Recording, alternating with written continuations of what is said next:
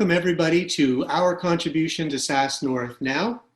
This is Performance and Culture Pivots to Thrive in the New World. My name's Dean Fulford. I'm the Leadership Development Practice Lead at Stratford Managers, and I'm really pleased to be joined today by two distinguished guests. I've got Larissa Holmes, the VP of Culture at Borrowell, and Signey Roland, who is the Director of People and Culture at League. Now I want to introduce Signey from League. And Signey, tell us a little bit about League and what you are doing to up the fun and performance culture there. Awesome. Thanks so much for having us, Dean. So my name is Signey Roland. I've been at League for 5 years, actually, as of today. And League is North America's leading enterprise health OS. It's a data-driven and cloud-based platform designed to provide the front door to healthcare. So we're really a B2B business, and we work with HR leaders like you to make sure that your employees have access to health and benefits. So a little bit about League and what we've been doing in the COVID times to really lean into our culture. We know that it's more than about making sure that people are effective when they're working from home. So not only ensuring that they have the right setup, which you can see here, a lot of our employees shared their work from home life, but making sure that they really feel engaged on an ongoing basis. So some of the cool things we've done is we've created a Slack channel called Virtual Kitchen, where we have weekly stretching exercises, meditations. We've even done a cooking show with our CEO.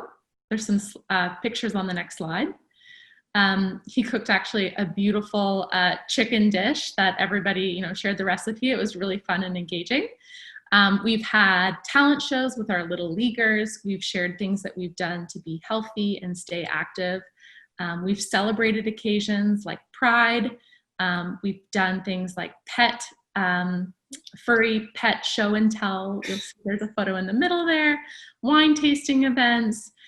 Name that tune, like you name it, we've tried it. I think what we've really learned though is that it's more about the things that we do on a consistent basis than some of these one-off events. And I'd say the number one thing that we've done that's really made a difference in people's productivity is instituting what we call flow time. So for 2 hours every day, we put a block in everyone's calendars, no meetings allowed. And during that time, you can do whatever you need to do to be your happy, healthy, productive self. So some people will use that time to get some heads down work done. Some people will use it to have lunch with their family, take their dog for a walk, go to an appointment, whatever they need. But it's really helping us make sure that we're taking care of ourselves so that we can be productive in this weird asynchronous virtual world. And that's all about me. All right, that is fantastic. I love that idea. Flow time is brilliant. Like we're learning to time block, but imagine that. Oh, that's really cool. Thanks a lot, Signey. So Larissa, how about yourself? What's been going on at Borrowell? Yeah, thanks for having me, Dean.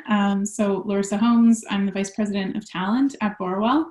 I've been at Borwell just over almost about 3.5 years. And it's been a phenomenal journey. And for those of you who aren't familiar with Borwell, our mission is to really help Canadians achieve financial stability. So our mission is ever present right now when so many people are challenged and their personal finances have really been affected during COVID-19. So we're really feeling really strong about our mission and really excited to continue to help folks throughout the country.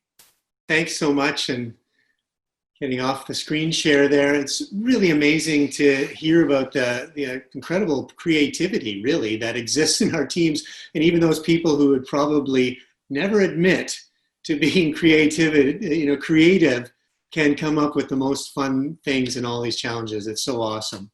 So thanks again to both of you. I love that being able to see what other organizations are doing for fun. So moving on to our topic today, we thought really to set the stage for performance and culture in organizations, what better way than to look into a typical organization. So we thought we'd borrow a few seconds of content from the TV show The Office, of course, the US version, and this I think was really going to help us understand what performance culture can really be like in your team. So let's take a look.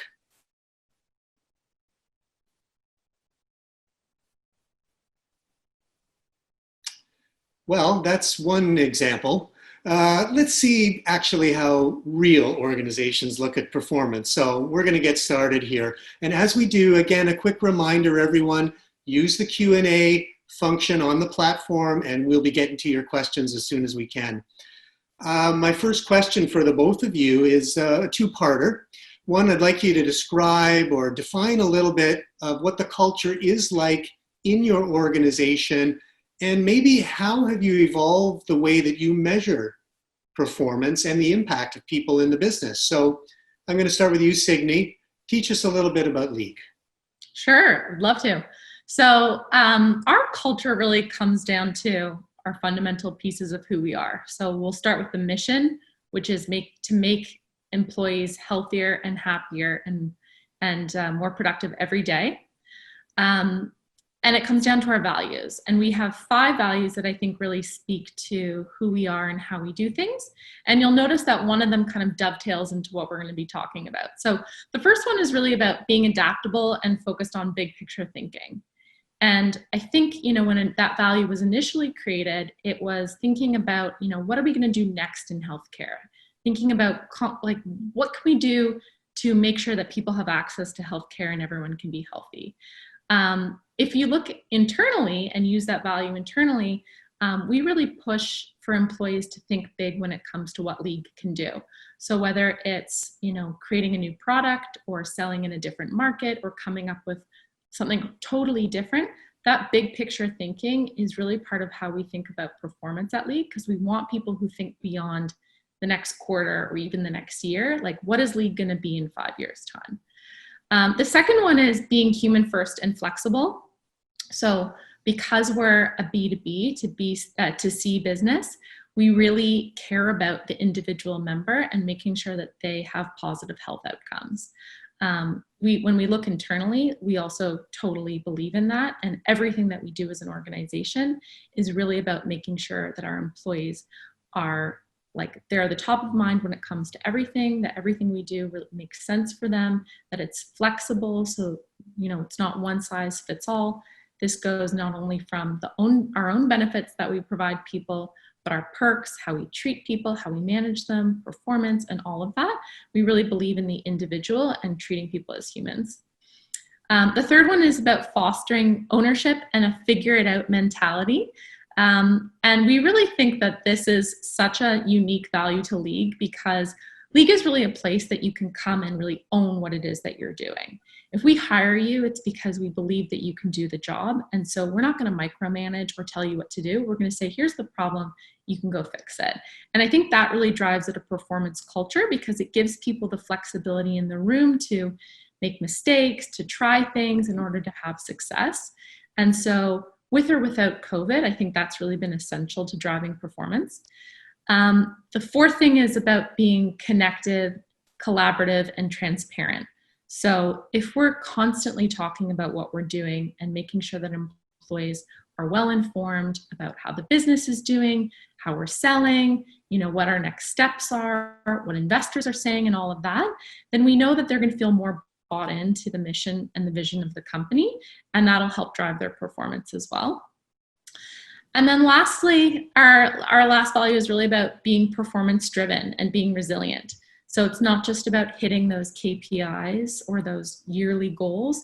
It's about being able to change on a dime when things go wacky, like they did in COVID, and being able to figure out, okay, so maybe those old ways of measuring performance are out the window. How are we going to get people to really think about performing and engaged and really driving towards performance in this new world? So it's not just about performing for the sake of performing. It's about being able to change and adapt to the world. So we measure performance on the team level, individual level, department, company level.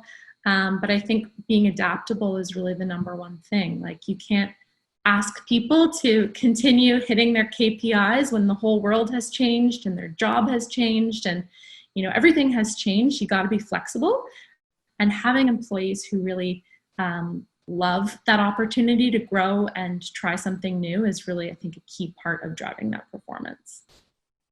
Thank you. That's terrific.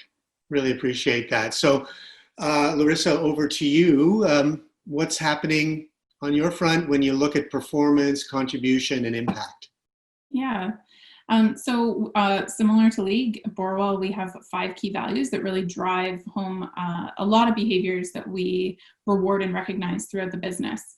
So I'm just going to focus on 2 of those values. And the 2 key ones that I think really speak to this conversation around performance and thinking through prioritization are really the first one, which is high performing and humble. So we interview for this. We really look for people who perform well, but think more around the team rather than the individual, and are very humble while continuing to output really high value. The second one is a love of learning, which I think speaks to resiliency and speaks to an ability to change when needed. People who are more open and receptive and genuinely curious about life and wanting to try new things, we found have a much higher success rate in the business, and being at a high growth tech company is really central to having a passion for learning. And that really helps us to cultivate a culture where change is expected. It's not a surprise.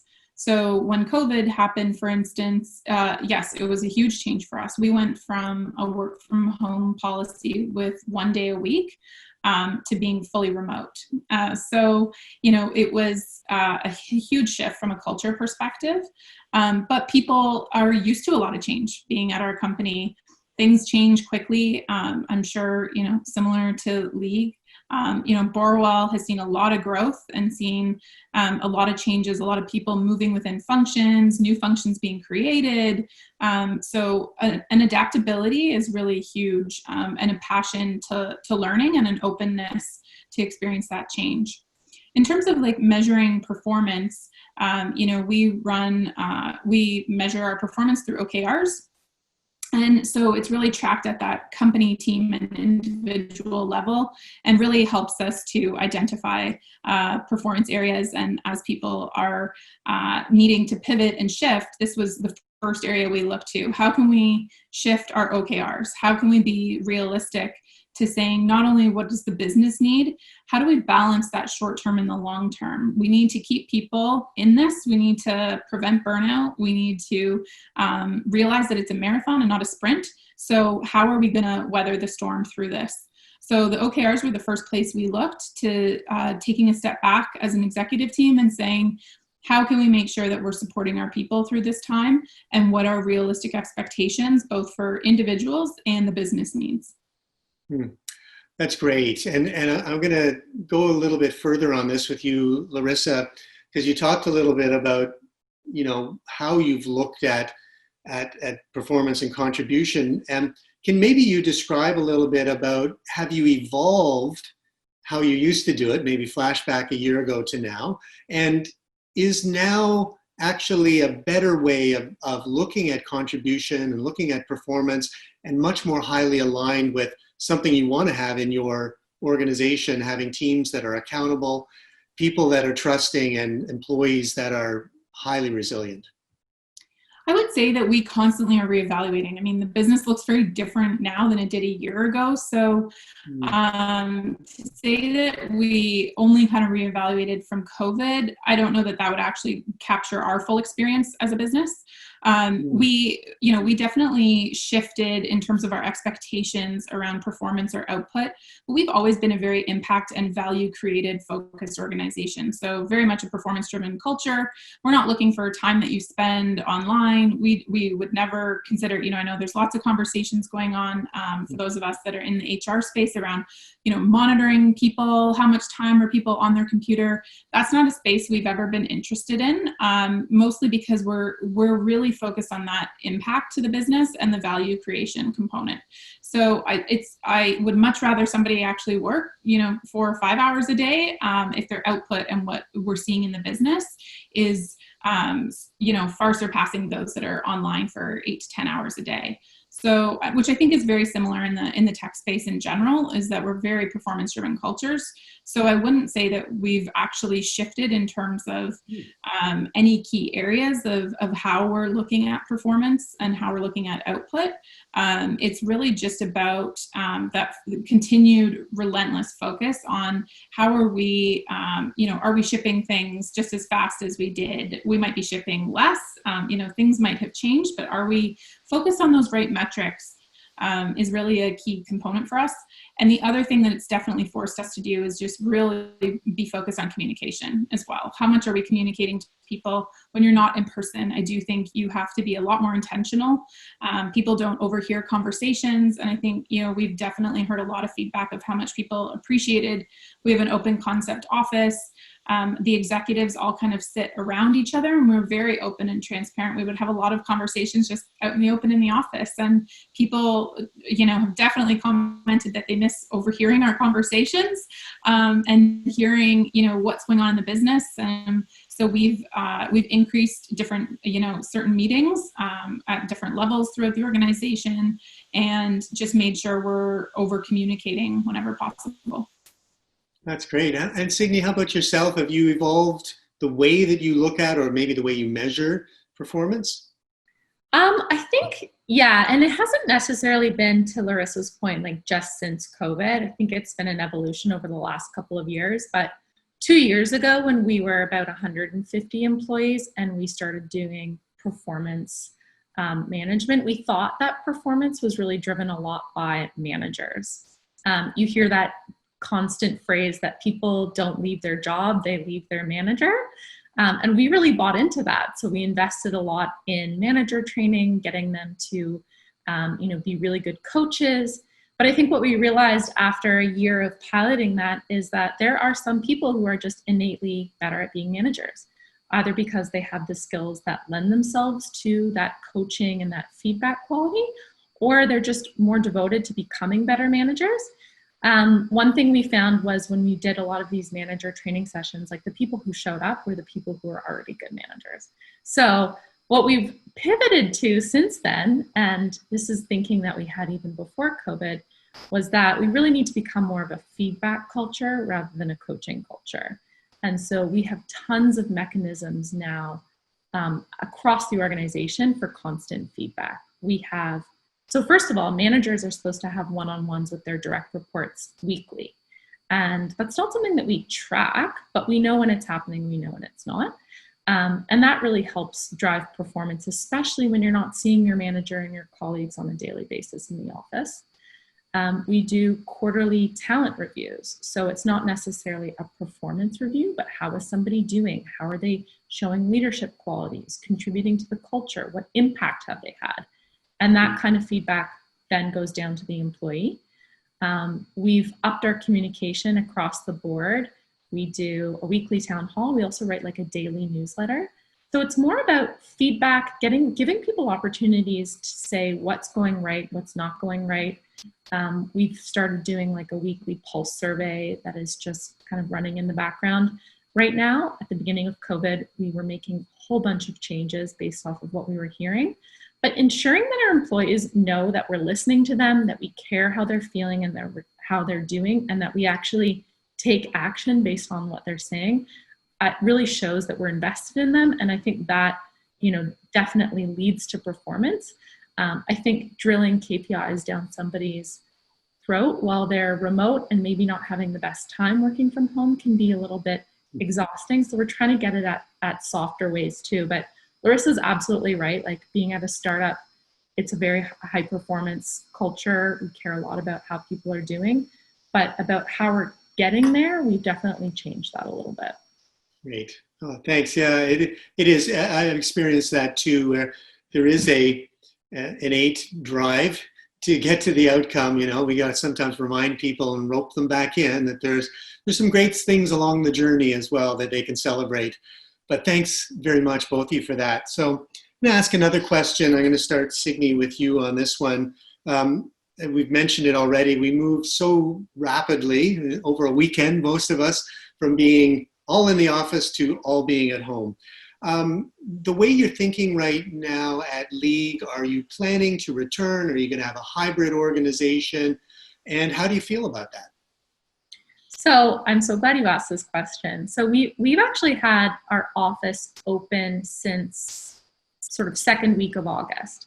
And that doesn't mean that people are in there constantly. It's just an option for people who don't feel like they have the right tools and the right environment to be effective at home. So there's only been between 5 or 7 people there, and it's really to help support those who aren't doing well.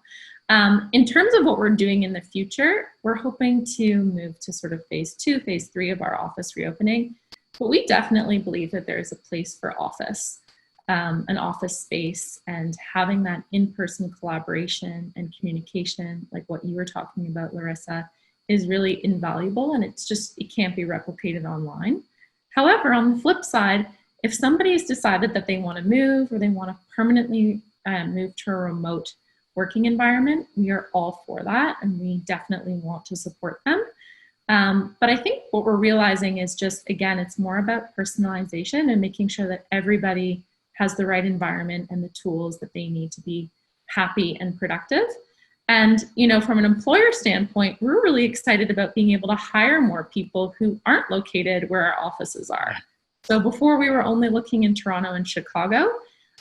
We have a few remote employees in the US, but now we're looking all over North America. And so our talent pool has really, 10x'd in size. And that's really exciting because we know that we can hire the best and the brightest if this sort of hybrid model is what we're going to move forward with. That's terrific. Thank you. Yeah, we're excited about it. We think it's been a positive change. Yeah. I think we've talked to lots of people who've discovered that along the way. This has been a good thing. And Larissa, how about yourself? Where's the thinking at Borrowell right now? Yeah, we are also looking at a hybrid approach. We have realized some exciting aspects as well during this time. So that's been it's been a good news story for sure. But we definitely want to support our employees. Often, we have a younger demographic that lives alone, and we've definitely heard from folks that they feel isolated. Also, people earlier in their careers, we've got some great feedback through the number of feedback channels that we also have around, how can I be expected to learn as much and as quick when I'm not surrounded by my peers, when I can't tap them on the shoulder, or I might feel a bit shy and cautious to be reaching out over chat or Slack to ask them for help. And it's just not that same quick turnaround time, right? And it's hard to replace those in-person interactions and to really feel you're in a constant environment of learning and to hear the buzz and the excitement of the office, right? Like I've always kind of loved going in to work, obviously, in my role, leading a people function. It'd be a bit odd if I didn't like being around people. But it's, I've always felt it's a real buzz to just be surrounded by people who are passionate about what we're all doing. You're hearing about the business from a different lens and a different perspective. So we opened up the office the last week in July to a maximum of 10 people, which for the square footage we have is more than enough space. And people sign up by the day before, and if they want to go in, they can. We obviously have a ton of precautions in place to make sure that from a health and safety perspective, people are feeling supported. But really the office is there on a need basis for people who want to go in. And we're definitely seeing, as time has been going on and people are starting to feel a bit more comfortable, that the office has been used in increasing amount week over week. We're starting to see teams wanting to go in and use it for brainstorming sessions, start to use it for some planning sessions. So it's been really exciting to see that people are, wanting that in-person collaboration that is just hard to replace over Zoom. So we're continuing on in that vein for the foreseeable future, obviously keeping a close eye on things, especially as schools start to reopen. Where, we've always erred on the side of caution. We actually sent people home about a week before most companies and before the general public. We just, we wanted to err on the side of caution. And to be honest, we wanted to test and make sure things could work and work out some of the kinks before we absolutely needed to. And we're really happy with that decision. So we'll see as things start, as the economy starts to open back up. But we also, are excited to continue on in this way and support our employees from from whatever their location is within Canada, and specifically within Ontario. We're a Canadian-based business, so we are restricted in that sense. But I think that there's a lot of possibility with it, and it's exciting to see some of the innovation that's been coming out too in terms of software and other tools to help support companies like Borwell in terms of supporting our employees in remote work. Yeah, excellent. Thank you. I got one final question for you, Larissa, and maybe you think about your role as a member of the executive team. And is there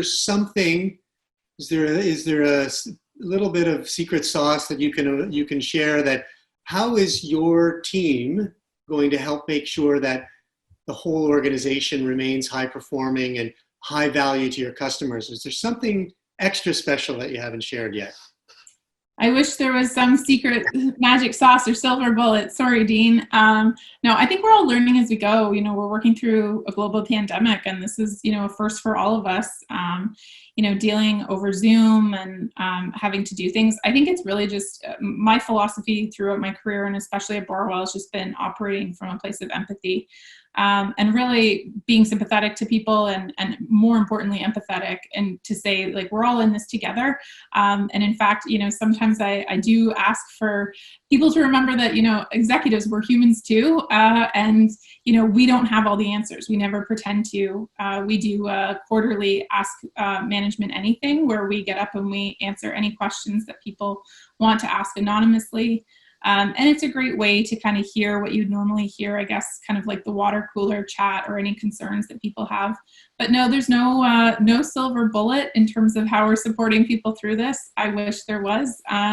But, we've definitely been trying different things. And I think as we move through this, everything's changing so quickly, and what we're finding at Borwell, things that worked in March are not necessarily working anymore. So I think it's that open-mindedness and really that growth mindset and growth mentality to want to try new things and constantly keep challenging ourselves as leaders within the organization to say, okay, we can start to track and measure things through our data and say, okay, that's not working. What next? Let's go.